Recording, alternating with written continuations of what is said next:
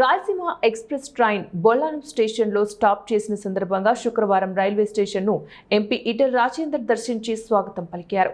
ఈ సందర్భంగా మాట్లాడుతూ స్వతంత్రం రాకమునుపే చారిత్రక ప్రాధాన్యత కలిగిన బొల్లారం రైల్వే స్టేషన్ దేశవ్యాప్తంగా ఆర్మీలో పనిచేసే సైనికులకు ప్రధాన రాకపోకల కేంద్రంగా ఉండేదని, ప్రాచీన చరిత్ర కలిగిన ఈ స్టేషన్ ప్రస్తుతం కనీస సౌకర్యాలకు కూడా నోచుకోకపోవడం బాధాకరమన్నారు. ప్రయాణికులకు షెల్టర్, షెడ్లు లేకపోవడం వల్లే త్రాగునీటి సౌకర్యం, కూర్చునే బెంచీలు, శుచి శుభ్రత వంటి అంశాలలో తీవ్ర లోపాలు ఉన్నాయని స్థానిక నుండి ఫిర్యాదులు అందుతున్నాయన్నారు.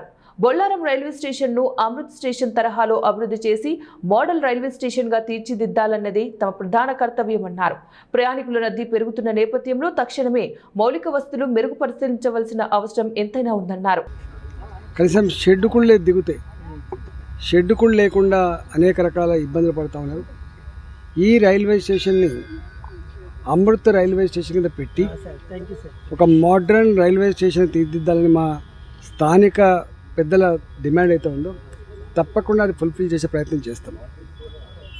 ఇక్కడ Secunderabad railway station, Kacheguda railway station, Nampally railway station congestion అయిపోయింది.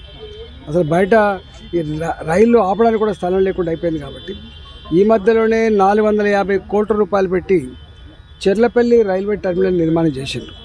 అంటే పెద్ద ఎత్తున ట్రైన్లు లోపలికి పోకుండా ఉండడానికి ఈ ప్రయత్నం జరుగుతూ ఉందో దానికి అనువైన ప్రాంతం బొల్లారం కూడా ఉంది.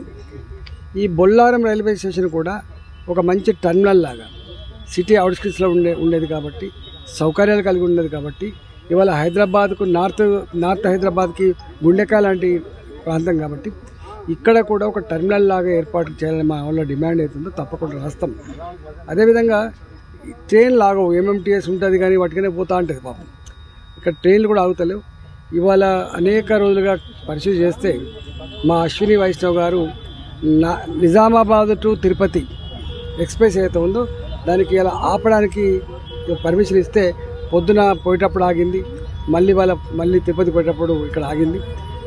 అట్లే విశాఖ ఎక్స్ప్రెస్ కానీ, నాగావళి ఎక్స్ప్రెస్ కానీ, నాగర్సోల్ ఎక్స్ప్రెస్ ఇంకొక 3 ట్రైన్లు ఆపాలని మేమేమంటాం. ఒకసారి ఇది టెర్మినల్ లాగా కనుక గుర్తింపు పొందితే, అమృత్ రైల్వే స్టేషన్ కనుక ఇది నిర్మాణం అయితే తప్పకుండా ఈ ట్రైన్లే కాకుండా ఇంకా ట్రైన్లు అయ్యేటువంటి ఆస్కారం ఉంటుంది.